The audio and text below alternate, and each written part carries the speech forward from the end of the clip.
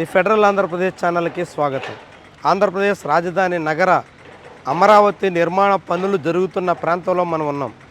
చాలా కాలం తర్వాత ఇక్కడ టిప్పర్లు మళ్ళీ తిరుగుతున్నాయి, బుల్డోజర్లు పరుగులు తీస్తున్నాయి. నిర్మాణ పనుల్లో కార్మికులు కుతూహలంగా కనిపిస్తున్నారు. అనేక చోట్ల సందడి సాగుతోంది. పనులు మళ్ళీ ప్రారంభమవుతున్నటువంటి తరుణంలో వివిధ కాంట్రాక్టులు దక్కించుకున్నటువంటి సంస్థలన్నీ సన్నాహాలు చేసుకుంటున్నాయి. ఇక ప్రధానమంత్రి నరేంద్ర మోదీ రాకతో అమరావతి నగర నిర్మాణ పునఃప్రారంభ పనులన్నీ వేగవంతమయ్యే అవకాశం ఉంది అని అంతా భావిస్తున్నారు. అమరావతి నగర నిర్మాణ పనులకి 2015లోనే శ్రీకారం చుట్టారు. 19 వరకు చాలా ఉత్సాహంగా సాగాయి. 19లో ప్రభుత్వం మారిన తర్వాత మొత్తం అమరావతి నగర నిర్మాణం అంతా పడకేసింది. 5 ఏళ్ల పాటు ఎట్టి పనులు కూడా సాగినటువంటి దాఖలాలు లేవు. తిరిగి మళ్ళీ తాము అధికారంలోకి వస్తే పనులు పునఃప్రారంభిస్తామని కూటమి ప్రభుత్వం ప్రకటించింది. అయితే గడిచిన 10-11 నెలలుగా అనేక రకాల ఆటంకాలు ఉండడంతో అన్నిటినీ తొలగించుకుని పలు సంస్థల నుంచి అప్పులు తీసుకొచ్చి కాంట్రాక్టర్లను ఖరారు చేసి టెండర్లు పిలిచి ఇప్పుడు పనులు పట్టాలెక్కించేటువంటి ప్రయత్నంలో ఉన్నారు. ఈ పనులన్నింటికీ ప్రధానమంత్రి మోదీ రాకతో మరింత వేగవంతమయ్యేటువంటి అవకాశం ఉందని భావిస్తున్నారు. దానికి తగ్గట్టుగానే ప్రధానమంత్రి మోదీ రాక సందర్భంగా భారీ ఏర్పాట్లు చేస్తున్నారు. అమరావతి నగరంలో ఉన్నటువంటి వెలగపూడి సచివాలయం సమీపంలో భారీ ఏర్పాట్లు చేస్తున్నారు. లక్షల మంది జనాన్ని సమీకరించే ప్రయత్నం చేస్తున్నారు. మోదీ రోడ్డు షోతో పాటుగా ఇక్కడ భారీ బహిరంగ సభ కూడా నిర్వహించబోతున్నారు. ఈ బహిరంగ సభకు అనువుగా అనేక రకాల ఏర్పాట్లు చేస్తున్నారు. పెద్ద సంఖ్యలో జనం వచ్చినప్పటికి కూడా ఎండల తాకిడితో ఎటువంటి అవస్థలు పడకూడదని ప్రభుత్వ యంత్రాంగం సన్నద్ధమవుతోంది. మే నెల 2వ తారీఖున ఇక్కడ మోదీ రోడ్ షో బహిరంగ సభ రెండూ జరగబోతున్నాయి. సాయంత్రం 4 గంటలకు మోదీ ఇక్కడ చేరుకుని ఇక్కడ బహిరంగ సభలోనూ అదేవిధంగా ఇక్కడ పనుల పునఃప్రారంభానికి అవసరమైనటువంటి శంకుస్థాపనల కార్యక్రమంలోనూ పాల్గొంటారు. ఆ సందర్భంగా మోదీ రాక సందర్భంగా ఎటువంటి అవస్థలు ఆటంకాలు కలగకుండా ఉండే దానికోసం పెద్ద స్థాయిలో ఏర్పాట్లు చేస్తున్నారు.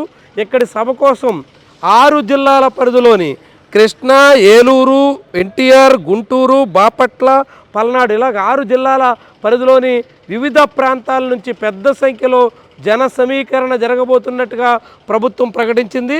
అందుకు అనుగుణంగా సభా ప్రాంగణంలో అనేక రకాల ఏర్పాట్లు అయితే జరుగుతున్నాయి. సభా ప్రాంగణంలోనే కాకుండా అమరావతి నగర వ్యాప్తంగా కూడా అనేక చోట్ల పనుల పునఃప్రారంభానికి సన్నాహాలు చేసుకుంటున్నారు. పలు కాంట్రాక్ట్ సంస్థలన్నీ కూడా ఇక్కడికి మెటీరియల్ని తరలిస్తున్నాయి, భారీ యంత్రాలని తరలిస్తున్నాయి. భారీ యంత్రాలు తరలించిన తర్వాత మెటీరియల్ ఇక్కడికి వచ్చిన తర్వాత మోదీ వచ్చి వెళ్ళిన తర్వాత పనులన్నీ వేగవంతమయ్యే అవకాశం ఉందని చెప్తున్నారు. ఇప్పటికే మేఘా, పీవీఆర్, బిఎస్ఆర్ ఇలాంటి అనేక కాంట్రాక్ట్ సంస్థలకి పనులు అప్పగిచ్చారు. ఆయా కాంట్రాక్ట్ సంస్థలన్నీ తమకు దక్కినటువంటి కాంట్రాక్టుల ఆధారంగా ఆయా ప్యాకేజీల్లో పనుల పునఃప్రారంభం వైపు వేగంగా అడుగులేస్తున్నాయి. ఈ పనులన్నీ కూడా మే 2 నాడు మోదీ రాక తర్వాత మరింత ఉత్సాహంగా ఉత్తేజంగా సాగుతాయన్నట్టుగా ఇక్కడ ఉన్నటువంటి అధికార యంత్రాంగం చెబుతోంది. అదే సమయంలో మోదీ రాకను చంద్రబాబు అత్యంత ప్రతిష్టాత్మకంగా భావిస్తున్నట్టు కనిపిస్తుంది. మోదీ మద్దతు సంపూర్ణంగా అమరావతికి ఉంది అని తెలియజేయడం ద్వారా రాజకీయంగానూ కూడా ప్రభావితం చేయాలన్నటువంటి యోచనలో ఆయన ఉన్నట్టుగా కనిపిస్తోంది. ఇప్పుడు అమరావతిలో మరొక 40,000 ఎకరాల మేర ల్యాండ్ పూలింగ్ చేయాలని ప్రభుత్వం ఆలోచిస్తోంది. అయితే ల్యాండ్ పూలింగ్లో రైతులు భూములు ఇవ్వకపోతే మాత్రం భూ సమీకరణ ఉంటుందనేటువంటి భూ సేకరణ వైపు అడుగులేస్తామనేటువంటి రీతిలో ప్రభుత్వం చెబుతోంది.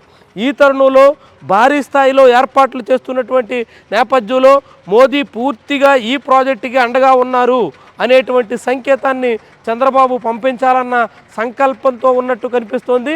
దానికి అనుగుణంగా రాజకీయంగా మోదీని పెద్ద స్థాయిలో ఇంప్రెస్ చేసేటువంటి దానికి తగ్గట్టుగా భారీ ఏర్పాట్లతో ఈ కార్యక్రమ నిర్వహణ వైపు చంద్రబాబు మొగ్గు చూపినట్టుగా కనిపిస్తోంది.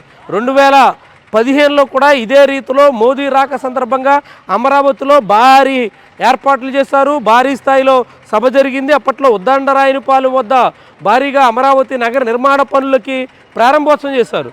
కానీ ఆయన ప్రారంభించిన తర్వాత 5 ఏళ్ల లోపు మాత్రమే పనులు జరిగాయి. ఆ తర్వాత 5 ఏళ్ల పాటు పూర్తిగా నిలిచిపోయాయి. ఇప్పుడు మళ్ళీ ప్రారంభమవుతున్నటువంటి తరుణంలో ఈసారి ఎటువంటి ఆటంకాలు లేకుండా అమరావతి నగర నిర్మాణం పూర్తి చేయాలన్నది చంద్రబాబు సంకల్పం. ఇది ఎంతవరకు నెరవేరుతుంది, మోదీ ఏ మేరకు ఆర్థికంగా రాజకీయంగా అన్ని రకాలుగా చంద్రబాబుకు అండగా నిలబడతారు అన్నవి ముఖ్యమైనటువంటి అంశాలు.